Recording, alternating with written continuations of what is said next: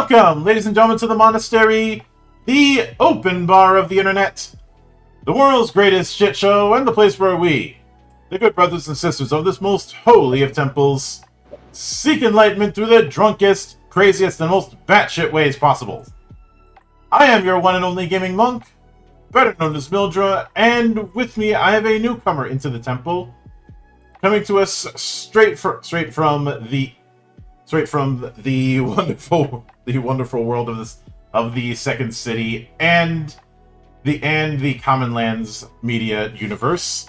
Now coming to us with Wanderverse, because not all who wander are lost. Yeah, I had to do that one. The one and only Cory J. Burns. How you doing today, man? I'm doing really well. Thank you for having me on your channel, and I'm really excited to talk to you about all things tabletop. Mm-hmm. Yeah, so it's a bit of a tradition around here to open with the humble beginnings, in a sense, the origin story. So with that in mind, walk me through your first introduction to role-playing games and what made it stick. Oh, I will never forget the day. I was at my high school sweetheart's house. It was a stormy night, and we were sitting in the living room, and a bunch of my buddies and some people I had never met, because my high school sweetheart went to a different high school, and I'll never forget it. They gave me this character sheet. I'm looking at this thing like, why am I filling out, a 1040 right now? The old 3.5 character sheet with all those lines and numbers, and somebody handed me that little ChessX box, and as soon as I opened it, I was like, oh, I need to get some of these for myself, and in my favorite color, and I'm just, I was pretty hooked. I made a halfling sorcerer. I had no idea what I was doing, but I knew that I loved it, and I knew that I wanted to keep doing it. And the interactive storytelling, it was like theater light. I wasn't quite a theater kid, but it gave me everything I needed out of it. I have been playing tabletop games now for 25 years. Mm-hmm.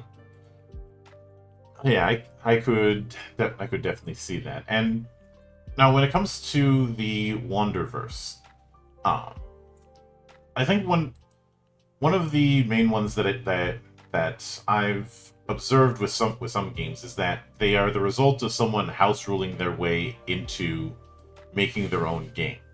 One of the more famous examples of this kind of thing is Rolemaster. That started out as a bunch of AD&D house rules before it became more its own thing and less AD&D. Was it a similar path with Wanderverse? Was it a case of just house ruling like D&D or whatnot, and until you had something that was less house rule and more its own thing? When I think about the design that went into Wanderverse, I immediately think of dichotomies in tabletop gaming. There are a lot of dichotomies that the community is schismed on.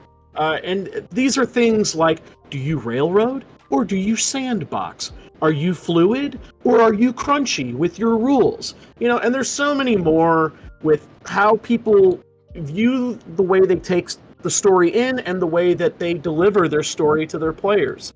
And I just wanted to make a system that essentially says, listen, we know you're going to homebrew the game. We know that's coming. But here's something that allows you to make it as fluid or as crunchy as you like. It is the next evolution of D20 systems, and it takes some concepts from some of the best games over the last 30 years and helps refine them into something that works with you instead of against you. Yep. Which is certainly fair, and I've when it comes to the likes of D&D, which I've called the world's most litigious RPG after a certain fiasco, which speaking of that, I do have to wonder if, I'm not going to say that prompted this, but would it be fair for me to say that it was a bit of an accelerant when the OGL fiasco happened a couple years ago? No, actually. And am I allowed to swear on your channel? Is that okay? Yeah, I swear all the time. Okay, I just want to make sure, I work with kids for a living as a teacher, and sometimes I got to turn the Mr. Rogers off, and when I get to do that, it's like eating candy. I don't get to swear a lot, so it's like, it's a fun little thing that I get to do right now, so Thank you for that. Yeah, so my ass is totally chapped. by a couple of things. And if you don't mind me getting on my soapbox and listening to this old man yell at a cloud for a hot minute, I'll let you know what's going on. So I always when like people get on soapboxes because it means that they're almost as tall as me. I don't think that would be possible if I got on a soapbox. I'm not nearly as tall as you. I probably would barely reach your chest. But I will say this: I work with students who have special needs, and this community, the individuals in the special needs community, they want to play D&D so bad, looking for friends, making connections. These things are very, very hard for them. And so this is what kicked off my whole publishing journey. I was like, you know what? I'm going to write a book, a campaign book that's super accessible. Because you know what? I can't even look at some of these books and figure out what the hell I'm doing with what they want me to deliver to my players, or how they want. I can't recreate these gorgeous maps, and it's just shelf fodder. It's useless. So I created a super functional 1 through 15 5th edition campaign called Felbar's Shop of Curiosities and Occult. It is not aesthetically pleasing, but it is very easy to use, and it's designed to make new game masters or people who really want to run a game. It's designed to help you do that in a very simplified, introductory, differentiated teacher style way.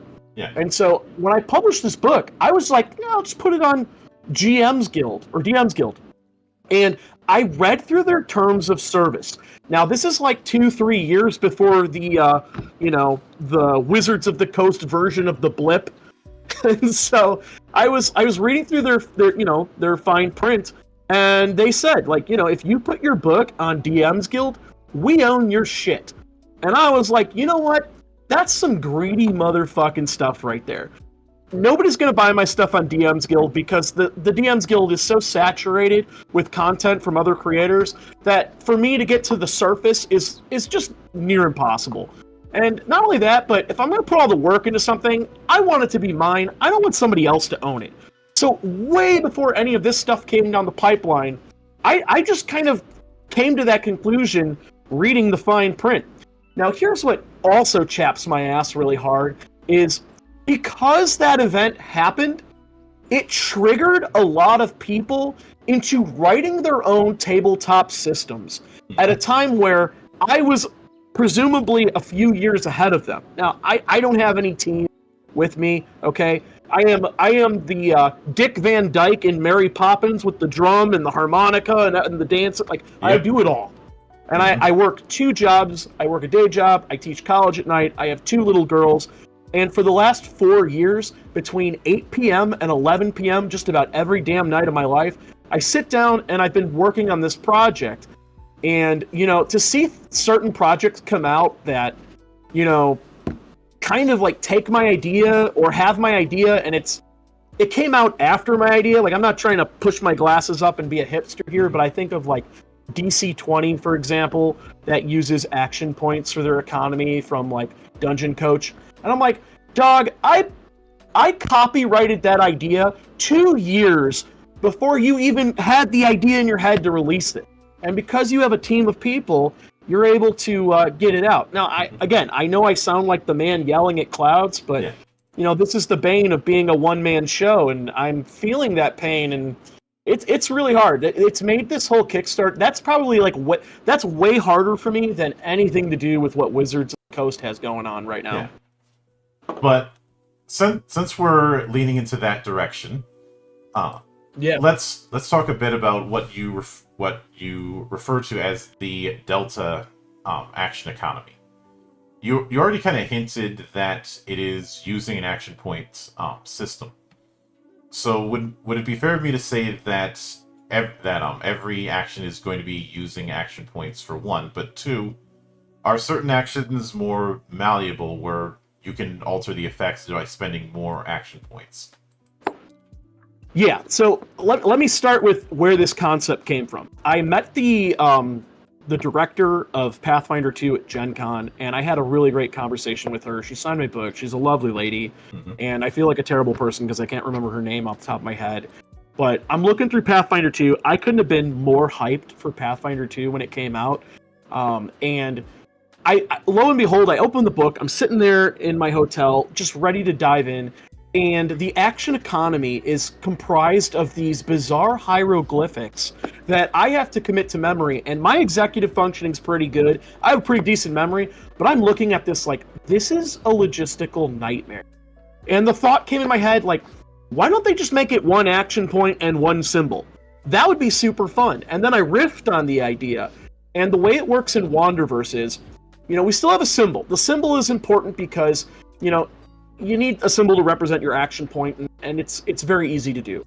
And the delta allows you to follow the game mechanics if you want a crunchy experience, but the delta also allows you to go beyond the rules and riff if you want a more fluid roleplay heavy experience, like something like Fate, right? And so what'll happen is, if you want to do things that are pretty standard in pretty much every tabletop role-playing game, like I want to move up and I want to make an attack with my sword. Sure, movement costs 1 delta, making a standard attack costs 2 delta, any type of standard melee or ranged attack is 2 delta, any type of movement, 1 movement is 1 delta, okay? And, a lot of these things translate very easy. Generally speaking, a bonus action will be like 1 delta. But here's what'll happen in almost every tabletop game you've probably ever played. Somebody wants to do some wackadoo stuff that isn't in the book, that, it's hard to work the mechanics around it to make it happen, and you do stupid stuff that, like, I don't really agree with, like saying, just roll high and see what happens. I don't like this approach. I think it's lazy, and I think it's, it goes against the spirit of having a game. Like, a game should have rules. And what you can do with the delta action points is you can kind of haggle with your game master, your storyteller, and say, hey, game master, this is what I want to do. I want to swing off of a banister while shooting an arrow, and I want to try and catch the chandelier. And the game master can look at that and they can say, okay, I'm going to make that 5 delta, 5 action points. You have a base action economy of 3, so this will stretch across multiple rounds as it's happening. And so, you begin the thing. And it allows you to, kind of extend yourself as well in spell casting. Like, when we play tested this, the most exciting thing about it has been hearing people talk about the spell casting mechanics. There are no more leveled spells. There's no convoluted table of which spells you have access to, which spells you can take. And you think about like how half the book of spells in maybe D&D or Pathfinder, they don't even get used because it's hard enough to get a group of people to play together. Pick any spell you want. It has an action point cost. If you don't have the action points to cast it, you concentrate on it until, the round refreshes and your action points come back and you have enough to spend. And if you go beyond your base action point economy, you take damage that cannot be healed until you take a long rest. So this prevents people from being like, I'm gonna totally kill an entire village by dropping Meteor Swarm on them at level 1. Like, yeah, you can do that, but you're also gonna take like 9 delta in damage, 9d6 in damage because you went so far above your base action economy. Yeah. So if you want to kamikaze them, like, go ahead, buddy. It's your funeral. Quite literally. Oh. And because of that, it's funny you bring that up because a video that I did recently that got a bit of pushback was when I went into why I have never been a fan of that spells per day Vancian model kind of approach. What are your thoughts on that? Why don't you like it? Now, I will make this clear. My distaste for it is not a new thing. I wasn't all that high on it when I started out when I was a little kid, and I have not lightened that position ever since. And it comes down to a few things. One of them being, the fact that there isn't an in-universe reason for a consistent in-universe reason for why magic works that way. When I contrast that with magic systems in almost every other game that I have in my library, and I have thousands, there is usually an in-universe reason for why magic works the way it does. Yeah. Why in Shadowrun, you have Spell Drain, because it's beating you over the head that magic is a physically and mentally taxing experience, and overdoing it is going to knock your ass out. Why is there the Perils of the Warp thing in Warhammer and Warhammer 40k? Because all magic is chaos magic in one form or another, or psyker powers in 40k, and messing around with chaos is playing with literal and figurative fire. Why do spells work the way they do in L5R? Because you're not casting a spell in that system. You're asking the local kami, basically elementals, to perform a service for you. And you can only do that so much. You know, I know that a big reason for that model is Gygax and Arneson happen to be fans of Jack Vance's work, hence the term Vancian spellcasting. Yeah. But that is an external reason, not an internal one. What reason is there for magic to work that way within the worlds of Mystara or Dark Sun? Okay, Dark Sun's not the best example because of the whole magic draining the environment, or Spelljammer, or any of the core D&D settings, even all the way up to stuff like Forgotten Realms and Eberron. Yeah. The other thing is that because of how limited it is, it ends up creating two problems. One of them being spells that have to justify the level of power that they end up giving. Since in D&D's predecessor, Chainmail, wizards were essentially the artillery. Coming off of the wargaming scene of the 70s, and the kind of war games that Gygax and Arneson were playing and refereeing around that time. Can I ask you something? Mm-hmm. Have you ever heard of a book called Slaying the Dragon by Ben Riggs? I haven't read that book. I do remember taking the piss out of Ben Riggs when he claimed that the golden age of D&D was dead. Because I just did an interview with him. I'm reading his book right now. That's his book. I'm reading Slaying the Dragon, where it explains, the rise and fall of TSR and the Lorraine Williams conflicts and all that. So you took the piss out of him, huh? I'm very interested in that. He seems like a great dude. I really enjoyed talking with him. I'm sure he's a great guy. I'm sure he's a nice chap. But that take on the golden age after the OGL thing was a bad take. And I believe that all men are created equal. But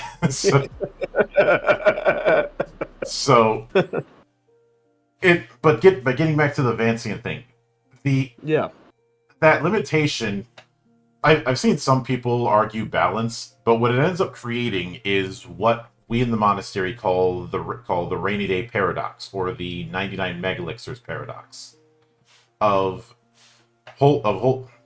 think everybody has dealt with that one person who holds onto a healing potion until the heat death of the universe because they think they might need it later, even though it's at the end of the damn campaign.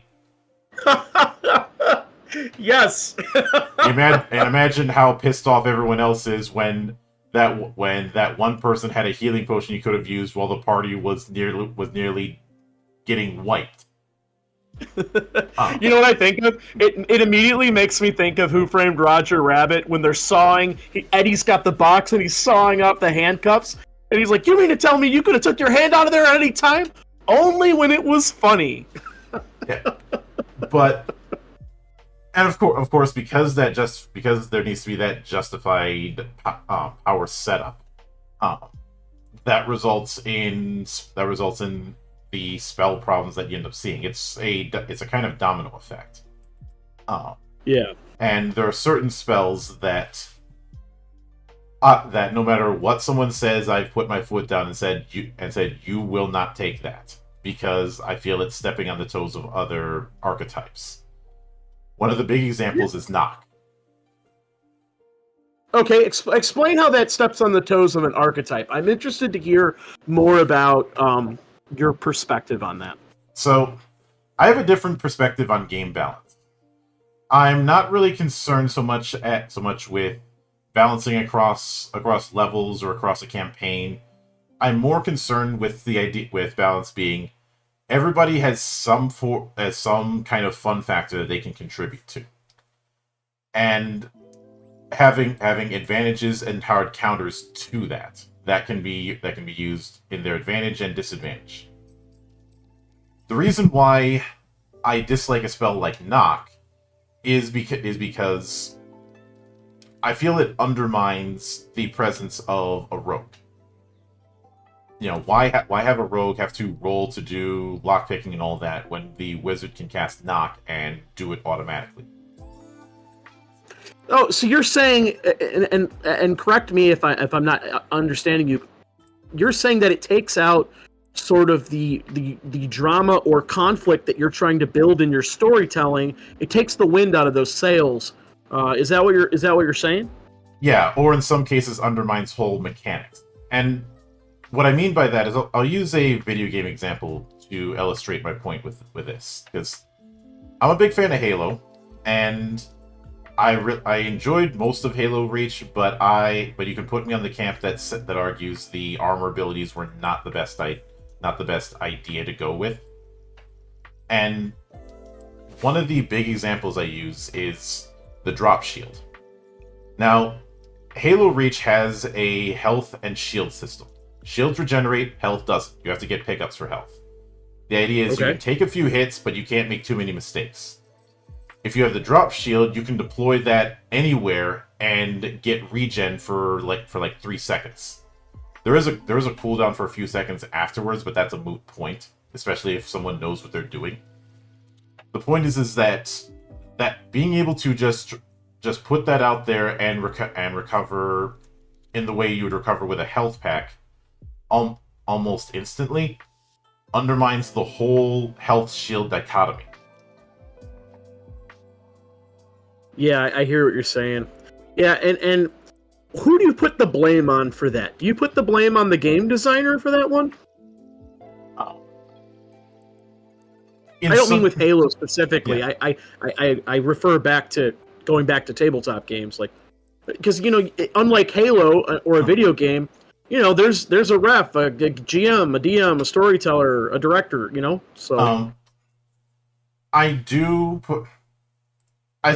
think there's a bit of shared blame. There's the adage of there's shit in everyone's yard, and I think that on some level, it is on the designer, and on some level it is on the referees. Yeah. I think one of the big things that in recent years we've seen people veer away from is this idea that you should be able to have access to any spell or any ability or whatnot that is in the core book, regardless of whether or not it fits whatever story the GM is trying to tell. And in more recent years, we have seen games that give advice to say, in some cases, say, no, you're not doing that. And I think that's where it's on the GM side of things. On the designer side of things, it can be very tempting to just add more spells, and I think with some spells, it's a case of the implication wasn't fully thought through.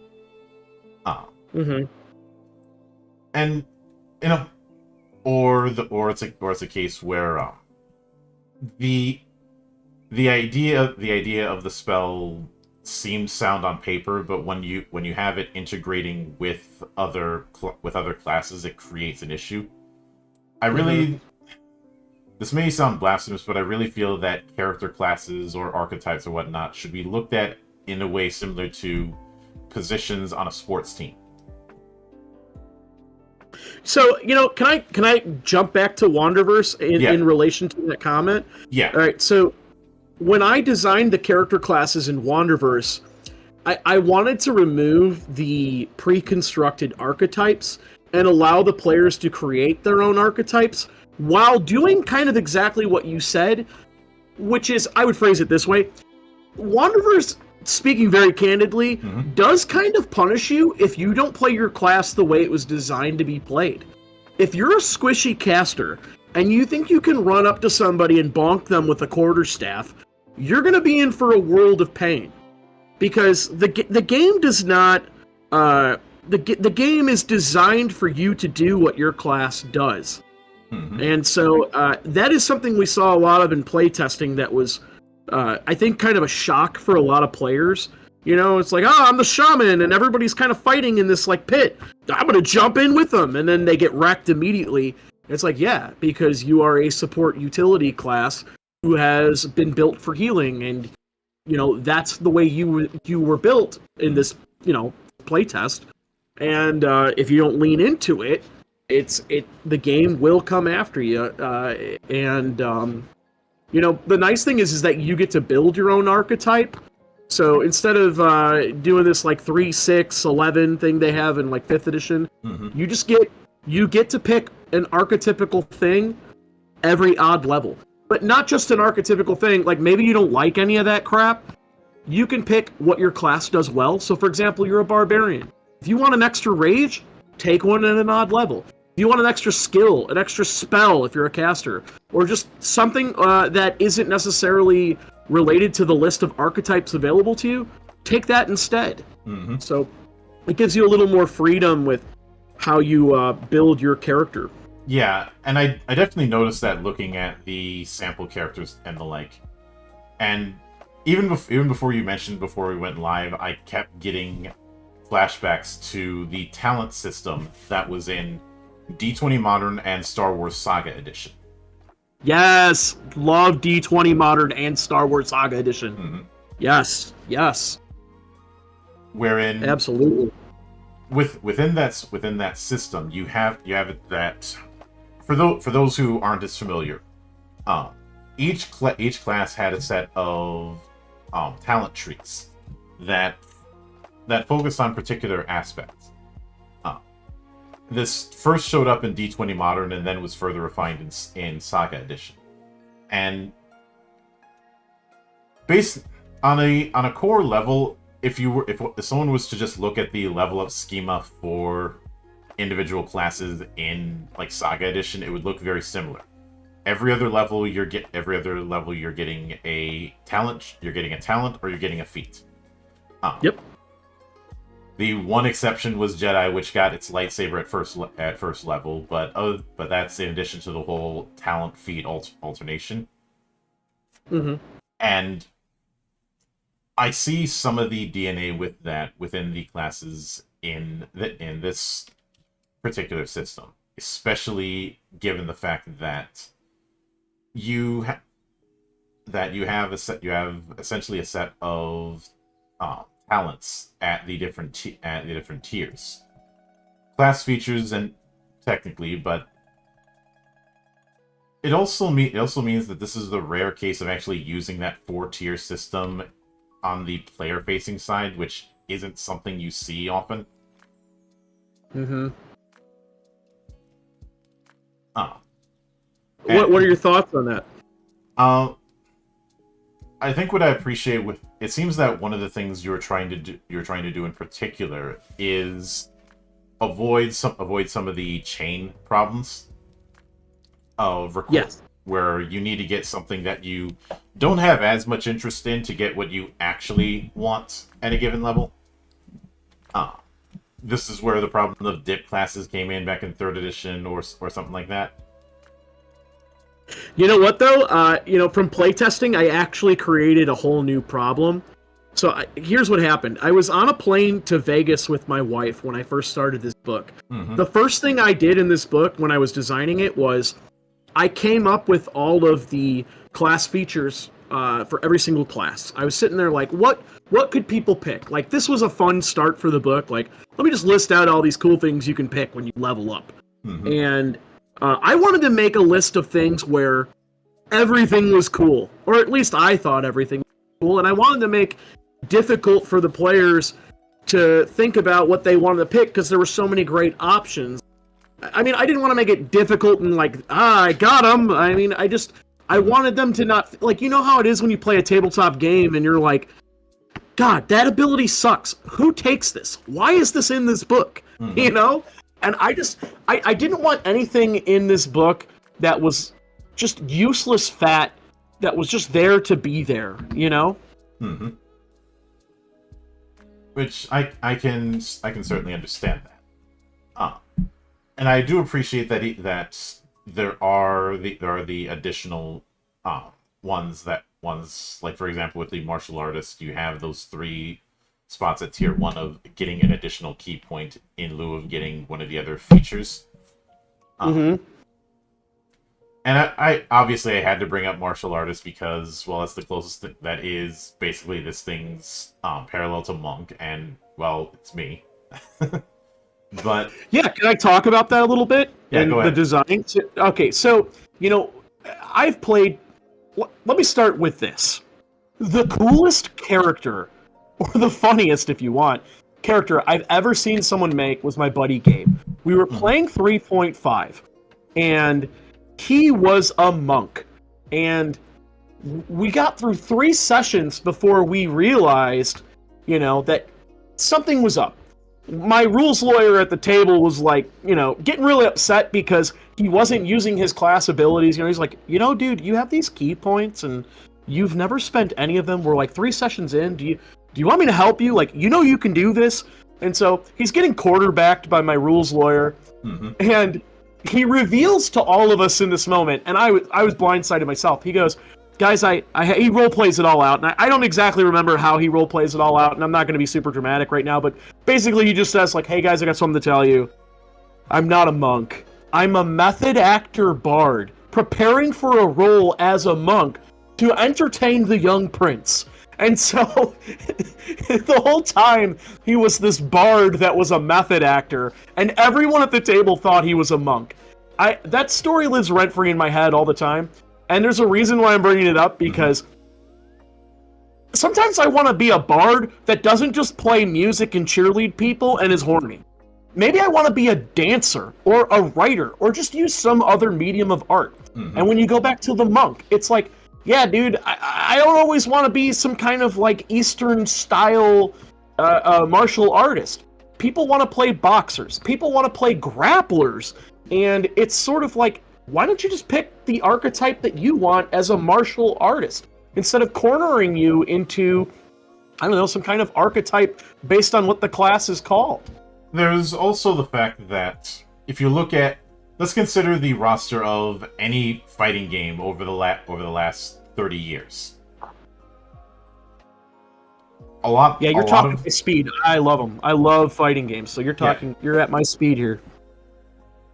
You essentially have a lot of characters who, if you put them in a lot of fantasy RPGs, would be under the category of monk, or be under the category of fighter in games like Samurai Showdown or Soul Calibur. And yet each of them, if you put them in a lot of those archetypes, they'd be forced to play similar to each other, when the fantasy of them is that they are very distinct affairs. Even ones where you think it'd be pretty straightforward that they play similar to each other, like say Ryu and Ken, and how they've evolved in these Street Fighter games. They started out as being identical, but nowadays they have a completely different approach. Ryu is more of an all-rounder zoner, whereas Ken is more of an in-close guy, because I think everybody listening has seen the Ken flowchart that involves just hitting Shoryuken at every opportunity. Can I share with you how Street Fighter inspired one of the classes in Wanderverse? Are you ready? Shoot. So, I love Street Fighter, and you really tapped into something there.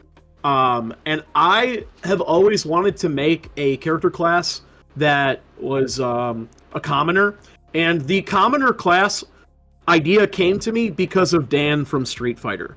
Exactly like you're talking about. Like, you have your Ryu clones, you have your, those types of, and then there's Dan, who is a clone technically, but he sucks. And people love it because it's like this weird joke in the middle of the game. Mm-hmm. But it's also like not a joke, right? It's basically, here's where the concept got deeper for me. While it is a joke at the surface, if you go deeper, imagine if somebody got so good with that joke character that they could beat you. You're basically playing the game on hard mode. And I thought, that's so fun. You could make a commoner, right? Mm-hmm. You put in these restrictions that make them very difficult to use, right? The whole point of the commoner class is you're just trying to get out of the socioeconomic class you're in. You're trying to multi-class. And you have a cap of 25 hit points that you can't go above, no matter how you cross-class. And there are all these disadvantages against you. But can you imagine if you overcame them and you played the game on that hard mode? And then I thought about it even deeper. People were like, who even is a commoner in fantasy? And I said, you bite your tongue, sir. Because one of my favorite characters in fantasy is a commoner, and it's Samwise Gamgee. Mm-hmm. And so I just thought about that. I was like, oh man, Dan from Street Fighter was very inspiring for me. Yeah. And while they haven't outright stated it, I firmly believe that Dan was Capcom taking the piss out of Art of Fighting. Yeah, I wouldn't doubt that. Because the design of the character looks very much like Ryo Sakazaki and Robert Garcia, the two protagonists in that game.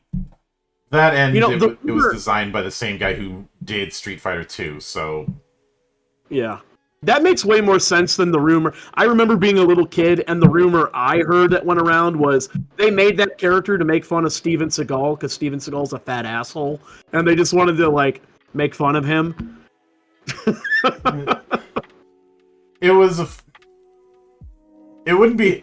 The whole Steven Seagal is a weird asshole wouldn't start to really crop up until I'd say the 2000s, and even more so when he tried to worm his way into the MMA sphere. Yeah. Despite the fact that infamous story of Judo Joe kicking his ass unintentionally. I mean, he was a weird asshole in the 90s. Mad TV made fun of him all the time. And, everybody who worked on SNL has said, like, he is the worst guest they've ever had on that show by a large margin. Yeah, and I have to correct myself. It was Judo Gene, Gene LaBelle, who sadly passed away a couple years ago. He had told a story about how he and of course Gene's not gonna swear on the matter. He's nicer than me, but he had said how they were doing practice, and Seagal had lost his lunch. Oh boy.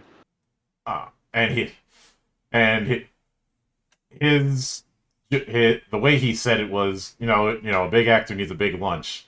Just, oh boy. Which I suppose it's always amusing when somebody finds the most polite way to insult or poke at somebody.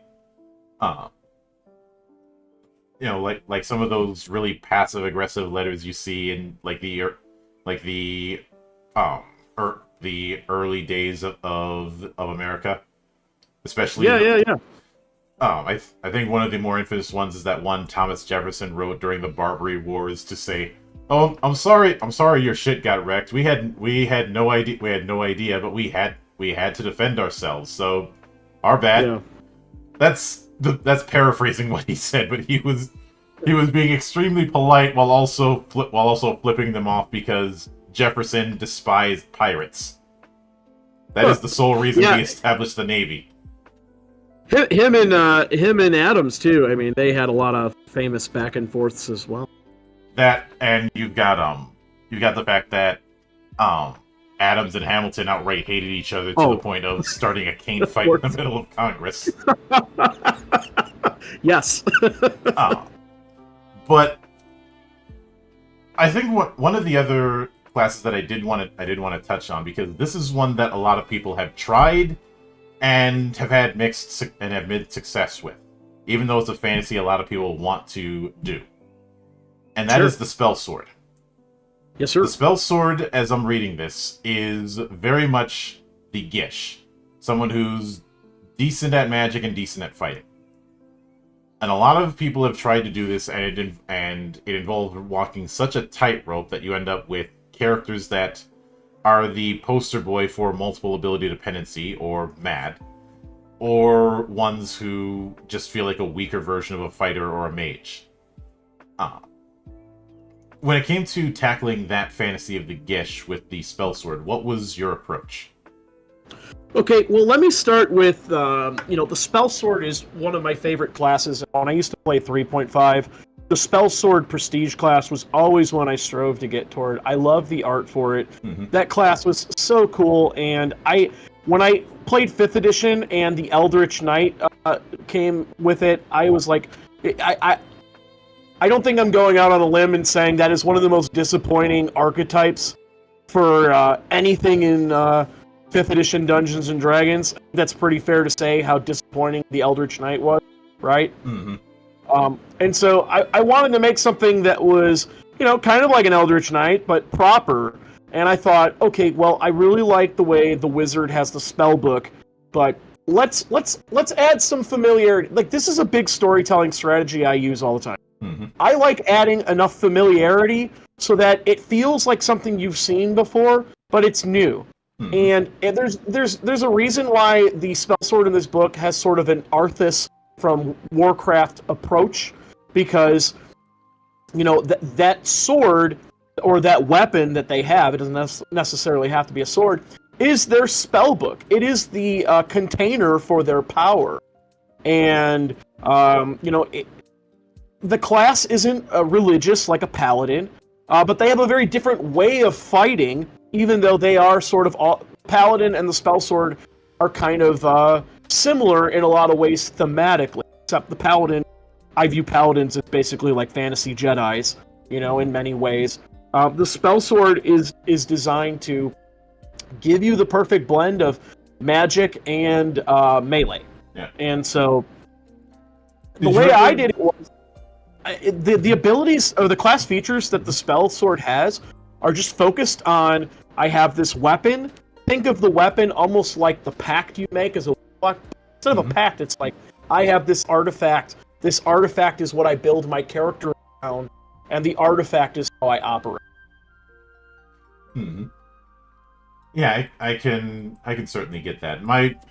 The issue that I've often had with the way a lot of people approach it is the casting and the fighting part are separate from each other. I think this is the reason why I really enjoyed the Magus in Pathfinder. Mm-hmm. Because if you now are they all that great at casting? No. Are they all that great at fighting? No. But a lot of their kit is built around them using both at the same time. Like, they have their own version of dual wielding that is basically them using some sort of touch spell in their offhand, for instance, or being able to load a spell into their weapon. Well, this is where the action point economy, the Delta system, comes to light, shines brilliantly. Because let's say you have a spell, a cantrip, and it costs 1 Delta to cast. I know Firebolt is 2. I'm trying to think of a really simple one that's like Acid Splash. Acid Splash, I believe, if I'm not mistaken, is 1 Delta to cast. So you want to cast... You can cast that 3 times on your turn. So what's nice about this is, okay, you're a level 1 character. Your base action points is 3. Yeah, that means you have 3 Delta. You're a spell sword. You can Acid Splash with one of them, and if you're right next to them, you can also make a melee attack. So it gives you that blend of magic and melee because you just use the action points that you have available to do it. And what makes the spell sword a little more unique than maybe other casters is the fact that their class design is building resistances, wearing armor, preventing that spell from dropping. So they can go up to a melee combat and cast that spell that might be a little bit harder without the fear of it being dropped, whereas maybe a wizard or a sorcerer has to kind of stay back. So what's cool about this class and gameplay is you're not staying back like a wizard might, or a sorcerer, or a warlock. You're in the thick of it, and while you may not be able to cast like extremely large spells, or your spell pool may not be as deep, obviously, as a primarily casting focused class, you are able to have a blend of both worlds. Yeah, which I'd say is the reason why someone would pick that kind of thing, because it does ultimately come down to the fact that I think the reason why a lot of the gishes don't quite work is because they don't give enough that that a dedicated caster or a dedicated fighter couldn't do themselves.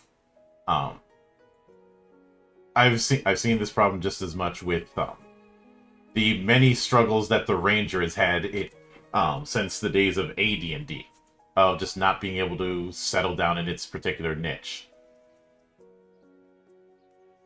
Yeah, the Ranger class is my wife's favorite, and I would say the Ranger is it's really close up there as being my favorite.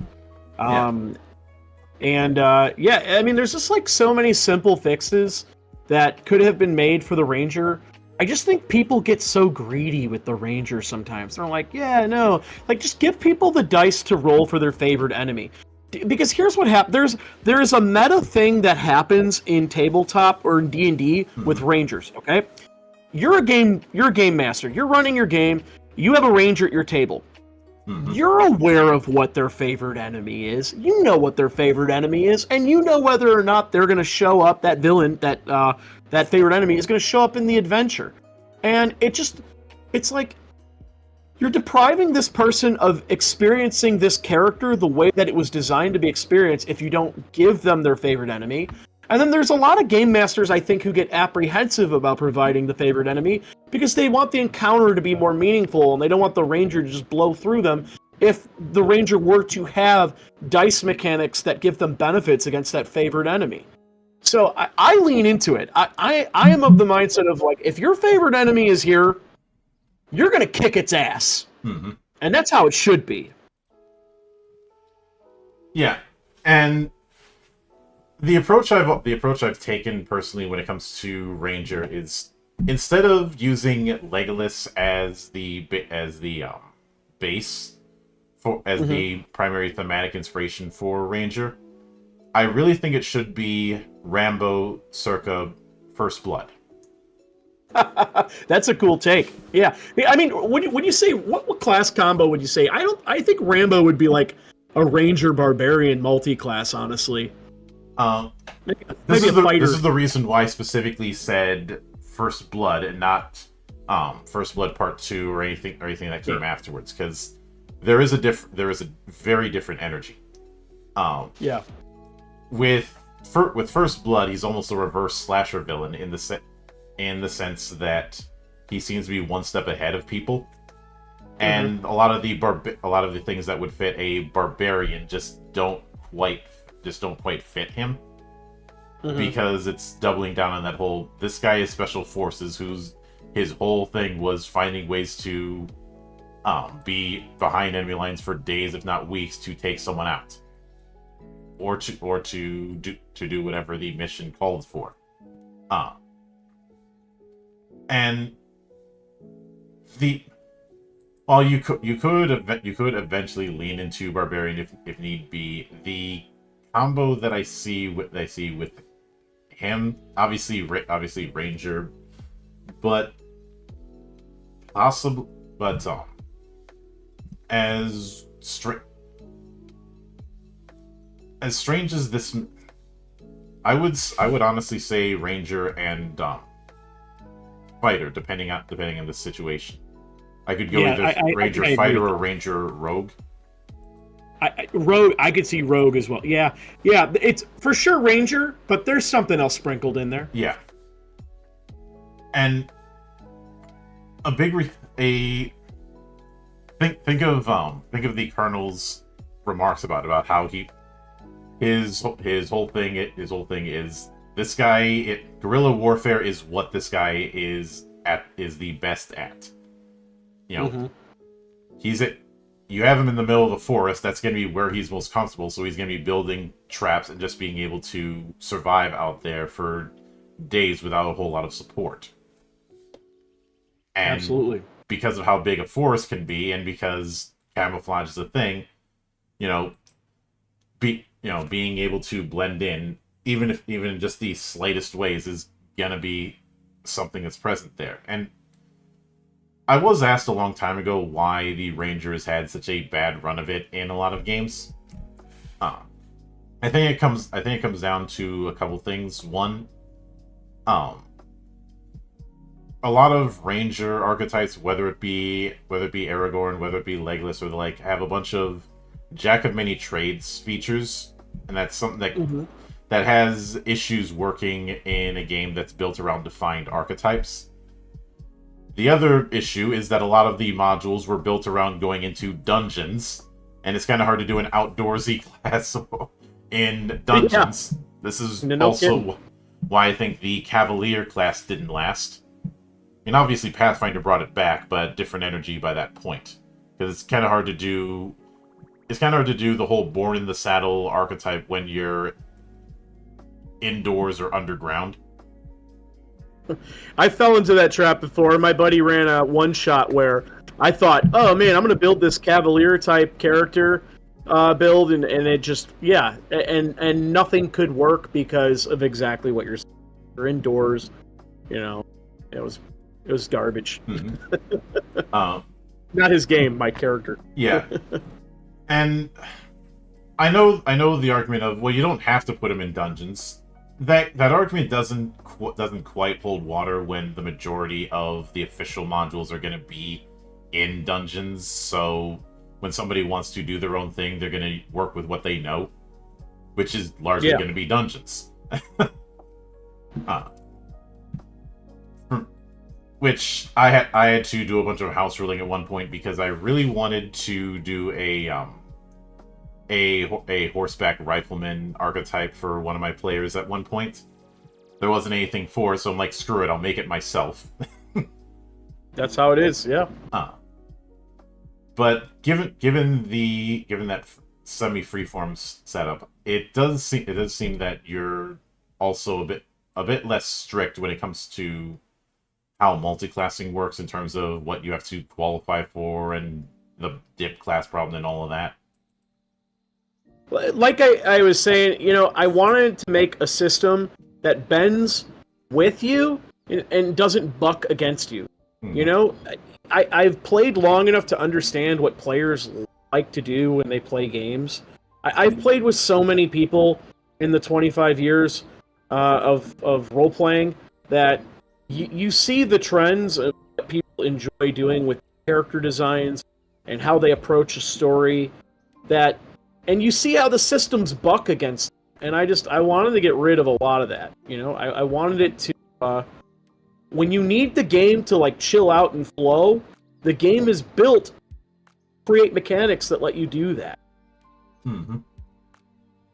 Yeah, I could see that. And given the fact that you have a shaman and a druid, and both of them being nature adjacent archetypes, how do you differentiate between the two of them? Let me ask you this: how do you differentiate between a cleric and a paladin?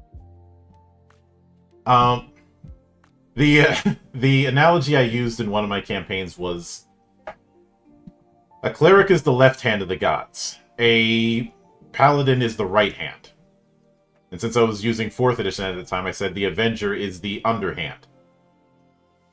Yeah, and if you think about it mechanically, they're both religious-based characters, right? They have religion as an integral part of their design. One character in the cleric is more spell-heavy, and one character class in the paladin is more melee-heavy. But fundamentally, you could easily make those into a singular class. And, you know, that was something I thought about in the design, which, do I make these into a singular class? And I said, no, I'm not going to do that. And then I looked at the druid and I said, you know, the druid needs its cleric. And so I guess you could say the druid is the right hand and the shaman is the left hand. Now, or maybe vice versa. So here's how they differ. We all know what a druid is in 5th edition or D&D 3, or other, whatever druid is you like to play. I'm going to use 5th edition rules since they're very popular and people tend to, it's a common language. But, you know, one of the things that the druid does is they have wild shape, okay? And the wild shape is very limited in 5th edition. I can't tell you how many times I've played and somebody's like, why can't I turn into more animals? That's why I'm playing a druid. And there's a very simple solution, and I would homebrew this but I codified it in Wanderverse. I say, okay, listen, I'll give it to you. You can turn into as many animals as you want, but here's the catch. You don't get to take on their hit points. Your hit points always stay the same. So you can wild shape, you don't get to change your hit point. Mm-hmm. And so a lot of people took that on because they like the flavor of being these different animals and the abilities that they get with being these different animals. So that is one major change to the druid. I just wanted to point it out because I think it's very important to note. But the shaman is the most tactical class in the book. If you are someone who likes crunchy, strategy, mini-based battle mechanics, this game you don't have to do it that way, but this game lets you do it that way. And it was heavily inspired by the shaman in World of Warcraft. You can wild shape as a shaman. You get one spirit animal. So if you look at the cleric paladin comparison again, right? Like, one's a little more limited. So the shaman has a spirit animal. That's the animal you can turn into, and that's it. But the shaman also has totems, and you place the totems to cast your spells, and there are class features that let you do things with your totems that are unique. One of my favorite things that you can do with totems is called totem fencing.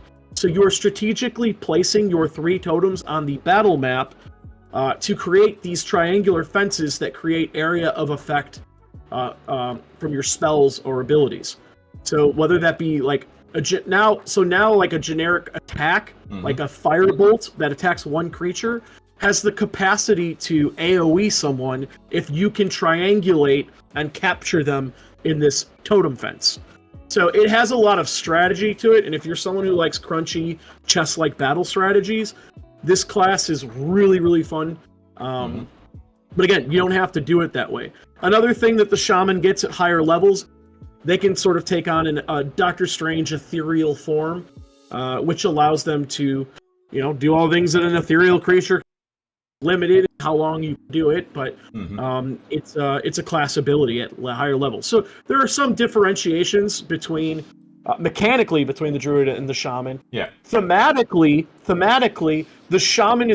the druid is more connected to the local nature, the local world. The shaman is more focused on the cosmic world.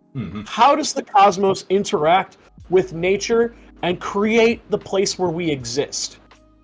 Yeah. And since you brought that up with the shaman, there's one archetype that's been a kind of itch that people didn't know they wanted scratched until it showed up in 4th edition. That I'm curious how this could be handled in Wanderverse. Are you familiar with the warlord class that was in 4th? I played a bit of 4th. I played 4th edition for like 3 or 4 years, and it's all a blur to me. We did do a lot of drinking in my 20s playing 4th edition, so there's a reason why I don't remember a lot of it. Yeah. Lots, but I'm looking it up. At the warlord, I think of like the martial class. Is it similar to like a martial class? The warlord is a martial class. In 4E, its class and role was martial leader. I'm sorry, I don't mean martial like martial arts. I mean martial like the I know what you meant. Oh, okay, sorry. But its big, while it can hold its own in combat, its big thing is that it is essentially a frontline general, a frontline commander. It was a successor to the martial class that was in 3rd edition, though in the player's handbook, not in the player's handbook, in the miniatures guide for some damn reason. That book rules, though. Don't you shit on my miniatures handbook. Oh, that one... I won't shit on it. I just think it's weird to put a full class for the RPG in a miniatures rulebook. Yeah, it was a weird book, but it was awesome. Yeah, but the analogy that somebody used is a barbarian hits you with his axe, a warlord hits you with his barbarian. A lot of their kit is about giving either fighting benefits to other characters in the party, or sometimes even giving them full-on follow-up actions.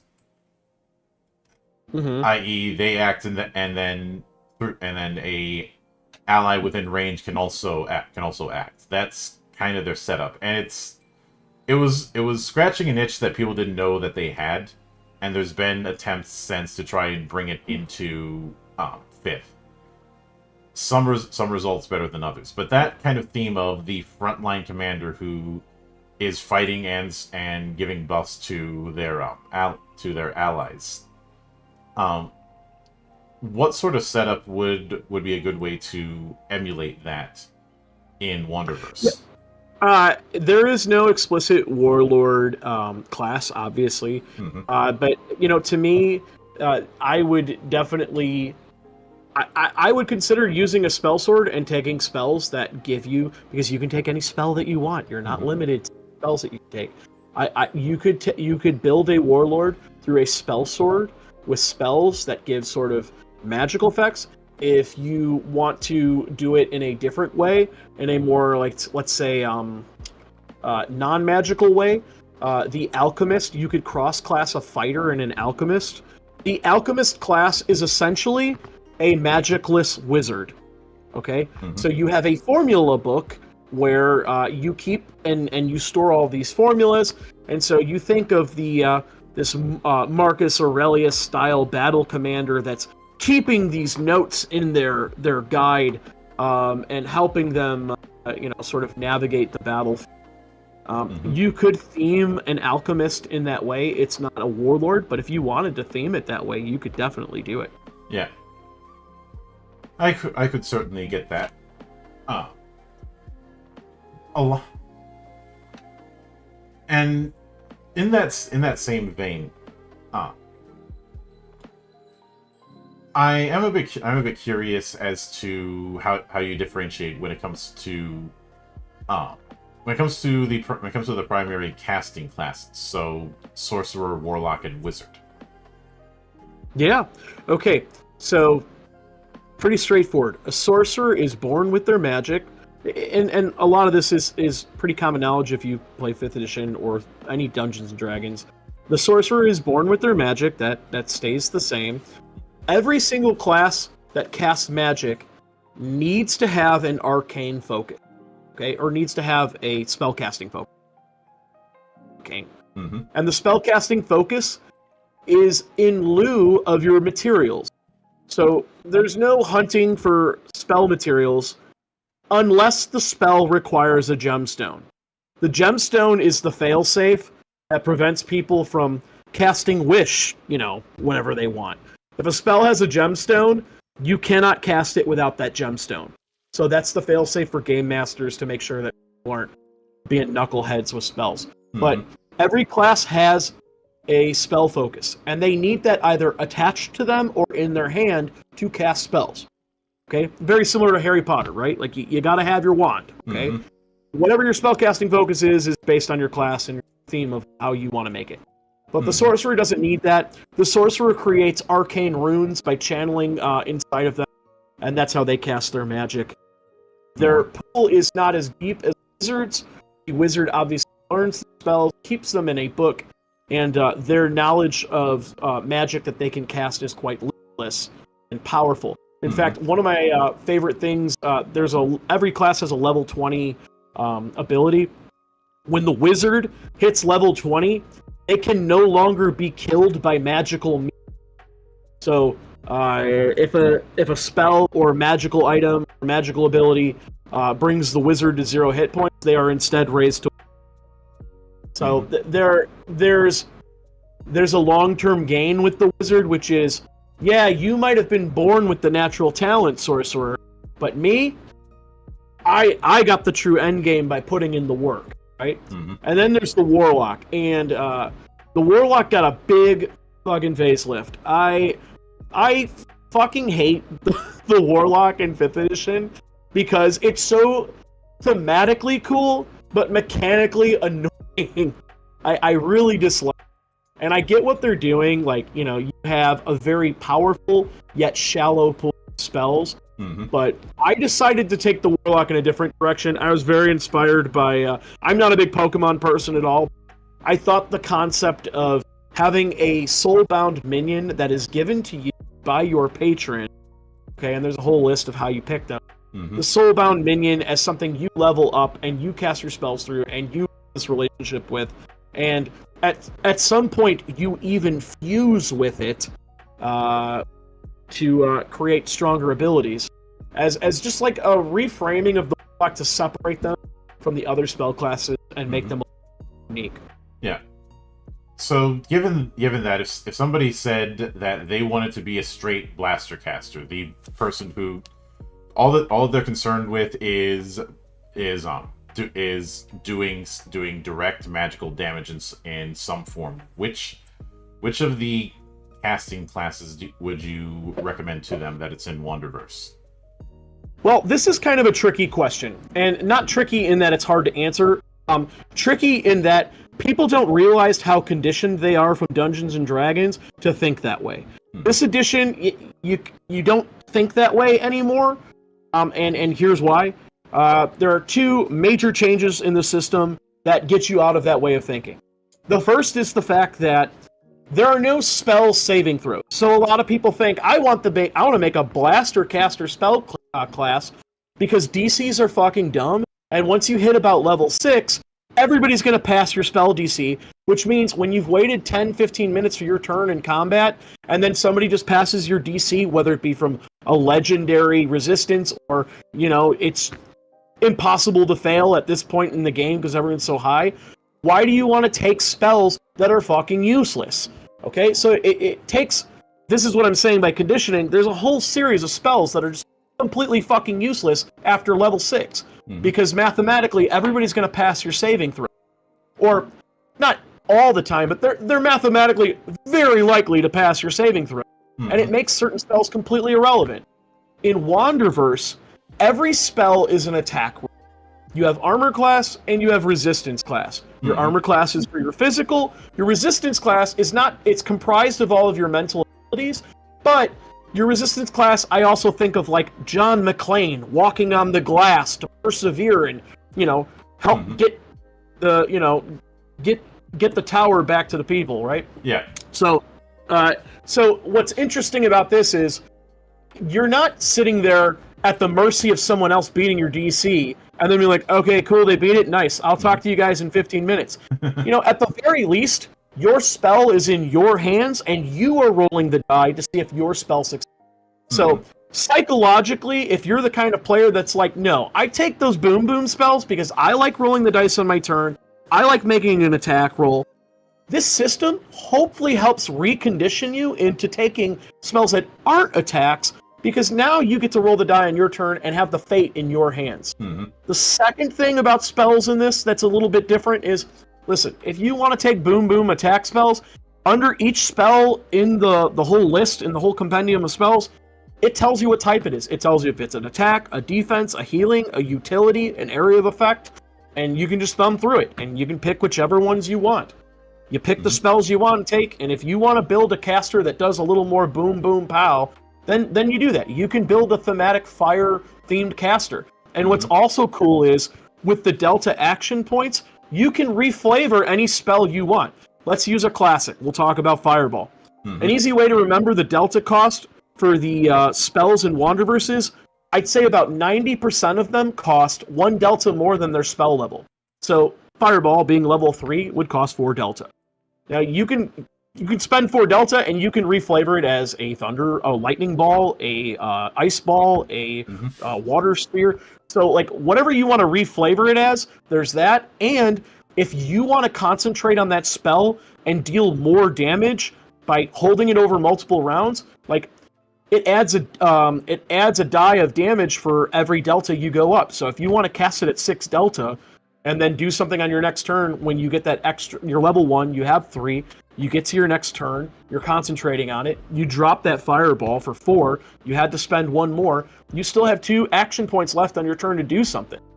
So it's a conditioned mind effect, I think, for a lot of players when they think about spells in D&D. And a lot of players when I play test this, or I just play Wanderverse with my normal gaming crew, it's still hard for a lot of us, even me at times, to get out of the old mindset of how those game mechanics work and how these game mechanics work. Yeah. And speaking of that, one other thing I did notice when looking at the pre-gen sheets that I did get a kick out of taking from Saga Edition is the condition tracker. Yes. Which I remember praising that because in having that, you can have a scenario where even if you have an ass load of hit points, you're not completely safe. You can't just tank endlessly. Yep. And I'll do you one more. I also used the alignment system inspired by Saga Edition. I'm not a big fan of the 9-grid. I am not a fan of the 9-grid alignment system, and I made a video about this on my channel, and a lot of people got hella pissed about it. People are very nostalgic and tied to their 9-grid alignment system, and then you watch videos of, the talking heads on YouTube when they talk about alignment, and all of them basically say, like, yeah, it's just there for show, it's just thematic. If it's there for show, why are there a dozen or so spells called that are just based around detecting it? Well, I'll tell you this, man. How many game masters, and you might be the exception, but how many game masters are keeping track of that? How many players are keeping track of that? And then when you need to have a conversation about an alignment change, what's the tipping factor, right? Like, you look at it and you think, man, that was pretty egregious. I'm thinking about changing your alignment. Now you're locked into an argument, potentially, or just a disagreement with a player who's like, well, that was one thing. I'm not an evil character. I would do evil things. It's happened to me. It's happened to tons of people. Yeah, everybody has that guy story. And yeah. My take on alignment has been this. It was pushed into something it was never meant to be. Alignment, given that it is heavily drawing upon the works of Michael Moorcock, especially the Elric saga, I think was originally supposed to be how the cosmos saw you. With a bigger emphasis on the whole law versus chaos thing, more than good and evil. Over time, it turned into a morality system which it wasn't really built for, and some of the more infamous parts are cases like, say, the Barbarian and Paladin, where you have to be a particular alignment to gain levels, which leads to the fall or die situation that has become a running meme for years. And let me add one quick thing to that, if you don't mind. Mm-hmm. You think about what you said, and then the Cleric and the Paladin potentially having ways to lose their powers in older editions based on their alignment changes. Yeah. Those are completely removed. I mean, we're 11 years out from 5th edition's release. 11 years of people playing Dungeons and Dragons, presumably the newest edition, right? With no mechanics related to this alignment system. It is strictly a role-playing system. And if that's the case, if it wants to be a role-playing system, fine. Then don't make spells, effects, and the like that, or magic items that require it. Don't have it something that's enforced to these moral dilemma things. It's really a case of pick a damn lane. What I usually end up using instead is not necessarily the 9 alignment setup, but more faction alignments, i.e. the movers and shakers of the world, and whether or not they like you or your shoot on sight. Yeah. Wanderverse uses this with reputation bonus, but the alignment system in Wanderverse was completely inspired by Saga Edition, and there are 2 reasons why. One, it's very easy for a game master to say, okay, there's between 1 and 3 alignment score points for tapping into sort of an evil side of your character. And and they add up, and it's easy to track, and it's an actual game mechanic, and when you hit a number of alignment points equal to your charisma, which represents the fact that, like, you don't have the charisma to work your way out of the shitty things you do, right? Then you become evil. That doesn't mean, however, that your character is relinquished. What it means is there is a whole new section of this book for certain classes that unlocks, like the Cleric has abilities that are only available if they are evil. And so some players like that, and they want to teeter on the edge, and they want to feel like they're close. Like it just puts a scale into place to show you, okay, the 9-grid system, you're between lawful good and lawful neutral. Well, how close am I from lawful good to lawful neutral? If you had to put it on a scale, what would you put it on? And this just puts it on a scale. It makes it a mechanical thing that is very easy to follow. And what I found in playtesting and in all my years of Star Wars Saga Edition is, when players get really close to their character hitting that breaking point where they're going to become evil, a lot of them lean into it and have a ton of fun. They're like, well, this one thing's going to turn me over to the edge. I guess I'm Walter White now. And they just lean into it and have a blast. Mm-hmm. Yeah, and I'm all in favor of that, as opposed to falling into that trap of, like I said, that guy. Everybody knows that guy. Everybody hates that guy. Sometimes that guy is not a guy, but fuck that guy. Yeah. And Paladin sometimes it's not even tied to alignment. It's just tied to forced behaviors. I don't know, man. Every time somebody plays a rogue, that if I don't know who you are and you come to a table I'm running and you're playing a rogue, I always have my guard up. I don't know what it is about the rogue class and like shitheads. Shitheads love playing rogues. That's not to say all people who play rogues are shitheads, but the people who are shitheads, they love playing rogues. I think in one case, I remember somebody crying foul because in one case I outright barred rogue from a campaign, and the reason I did it is because it was going to be a very exploring the wilderness West March style of thing, so a rogue would not make sense. Absolutely. Yeah, and from like an early example of that kind of last force behavior is, like, say, the barbarian in very early D&D, where they are compelled to destroy magic items until they reach a certain level. Obviously, that kind of thing did not last because that's fucking stupid. Yeah. I understand why, because it's drawing upon Conan. Conan's not exactly the biggest fan of magic, even though he has several companions over his life that utilize magic. Go figure. Yeah. But then there's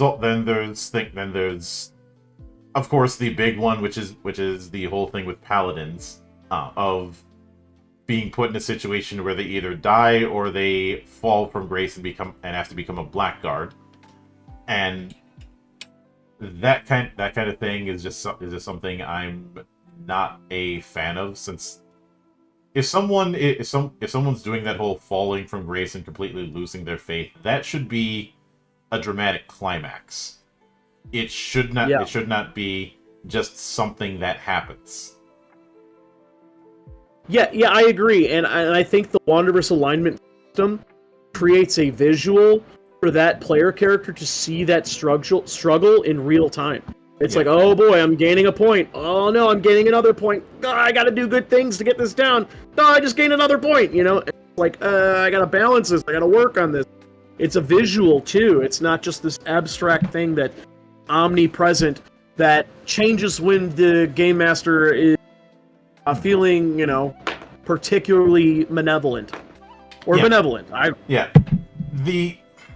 Obviously we've had plenty of games that have a more point-based alignment approach for the last couple of gaming generations. But I think the other thing that certainly helps is the fact that, since we brought up Star Wars, let's consider that there is a very clear difference between a Dark Jedi and a Sith. Yes. And there are plenty of Jedi who no longer follow the code, or there are plenty of Jedi who no longer follow the code, who are not Dark Jedi or Sith. And you have the whole thing of Gray Jedi who reject both sides of the coin. And then you have the full-on Sith, which should be treated as the final step if someone's going down that route. Yeah, there's only two, right? So you got to get your hot spot while it's open. Yeah. And even if you're doing stuff in the Old Republic, there's the case of, congratulations, you're now a Sith. Now you got to deal with every other Sith wanting your spot. Have fun. Yeah. I mean, that's a fun concept, too, you know? Um, Everybody's climbing that ladder to the top, and you don't know who's coming. Yeah, I'm pretty sure you're familiar with the Roman handshake. Yeah. But with that in mind, I would like to kind of dip into the monster side of things. Sure.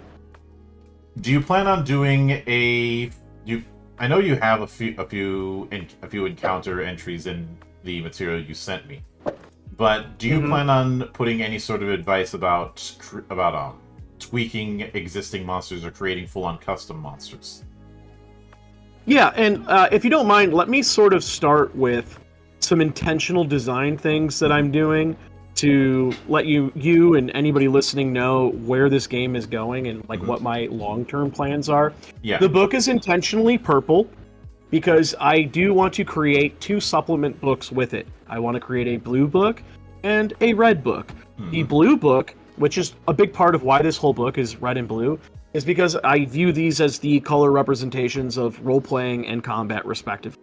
So I want to release a blue book that is just entirely Common Lands lore that I have put together over the last 15 years that, honestly, if I just have that for me, I would be the happiest camper on the planet. But it's focused on storytelling, lore, and running the game, and role-playing. And then the red book is obviously more combat-focused, enhance and giving you more options for things like, you know, your character classes, your spells, and of course building a formal larger encounter compendium. This book just gives you a sample, and you know, it's enough to get you by when you're running a game for your friends or whoever's at your table. If you want to translate those monsters, and I assume that's the kind of question you're asking, which is like, what do I do if I want to kind of translate other monsters into this game? Is that what you're asking? Yeah, because a monster manual or its equivalent is only going to get a GM so far.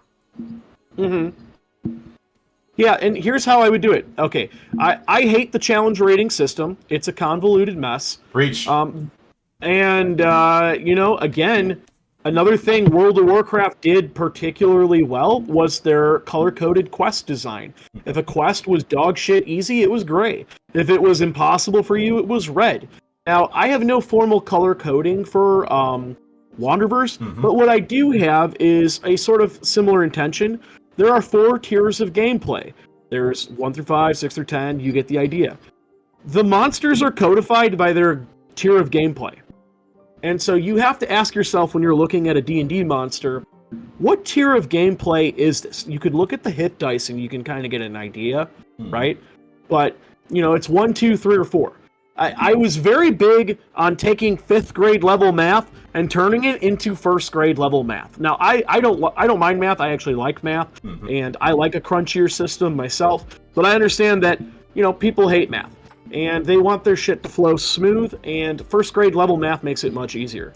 Yeah. So instead of all these challenge ratings and then doing these calculations and all this bullshit, it's just you have tiers of gameplay, 1 through 4. Where does your monster fit? Is it a tier 1 monster, a tier 2 monster, or I shouldn't even use the word monster, I should use encounter. Like, it could be a humanoid, you know, it could be a fucking environmental thing. And where does it fit? Where do you think it fits?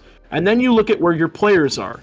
If your players are more than 1 tier away, that encounter should be very difficult for them. So if your player characters are in tier 1, and this encounter is in tier 3, that is more than 1 tier away, that should be extremely difficult. If they're like tier 1, and this encounter is in tier 4, this should be almost certain death. And, you know, it goes the other way around too, right? If they're in tier 4 and they're fighting something in tier 1, this should be, let me close my eyes and you're about to die. So the design of picking the monster and fitting it where it goes starts there. Once you fit it into the tier of gameplay that it's in, you can go on, I think it's like page 11 or 13, there's like a generic leveling table.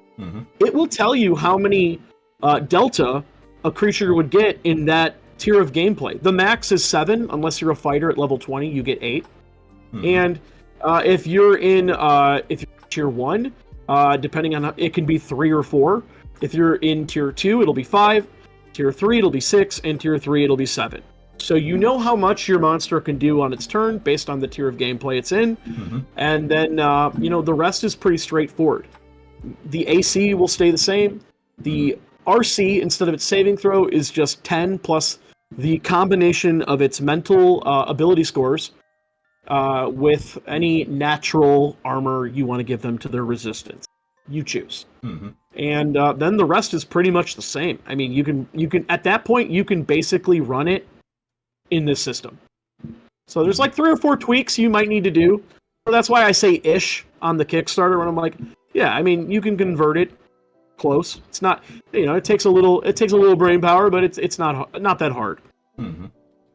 Yeah, I can get that. Now, I know that the material you had sent me is around 535 pages. Is that what you're predicting the final book to be about, page size? Yeah, there are only 2 or 3 major things that need to be done in this book. That is the final page count. Everything has been typed up and play tested and edited, but it's been edited 3 or 4 times, 4 times, and it needs another editing. And what I'm hoping for is with our stretch goals, I can hire like a really badass editor. It's weird because I'm not editing some fucking Stephanie Meyer's teen drama. I'm editing a book that not only needs grammatical, punctuation, thematic sort of approach and editing, but also like a game mechanic mind as well to see like, hey, this number doesn't add up. So you're looking for kind of, I don't want to say like a unicorn in the editing, but it definitely narrows the window. So one of the major things that this project needs still is I really just want to give it a badass edit. It is done. It's been copyrighted in 2022. If people support the Kickstarter and we hit our funding goal, you will get your book by the end of July, unless we hit our stretch goals. If we hit our stretch goals to do new editing, new art, new printing, then that will take more time. So those are my big dream things that would change. Those would be the 3 other things. The project is done. It just needs another run through of editing, which I'm going to get some people to do. And I think there are like 3, maybe 4 images in the whole thing that need to be replaced. And they're very minor images. They're like little circles of what the stuff would look like. So the 2 major things that would need to be done in this book still is just like, let's get in another round of editing and let's replace like 4 minor images in the spell section. And it's ready. If people want to help take this project to the next level and make it as beautiful and wondrous as I know it can be, and I know they know it can be, I'm here for it. I'll make it happen. Oh yeah, and obviously on the YouTube end of things, the link for the Kickstarter is going to be in the description. But with that said, I do want to sincerely thank you for taking the time out of your schedule to come all the way to my monastery and enjoy the madness that happens around here. Yeah, absolutely. Thank you. It's a ton of fun. I love talking tabletop with anybody.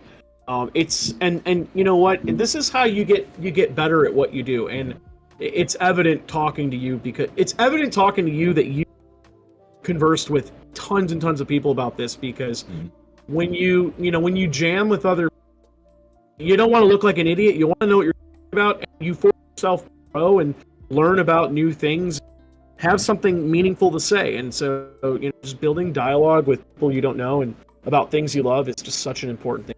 Oh yeah. So thank you. Yep. And of course, a sincere thanks goes out to everyone who took the time out of their schedule to come onto the show and enjoy the madness. And there'll be plenty more where that came from, as there always is here, in the open bar of the internet. But until then, on behalf of the good brothers present and not present, my name is Mildra. I am your gaming monk. Stay fucking frosty, everybody.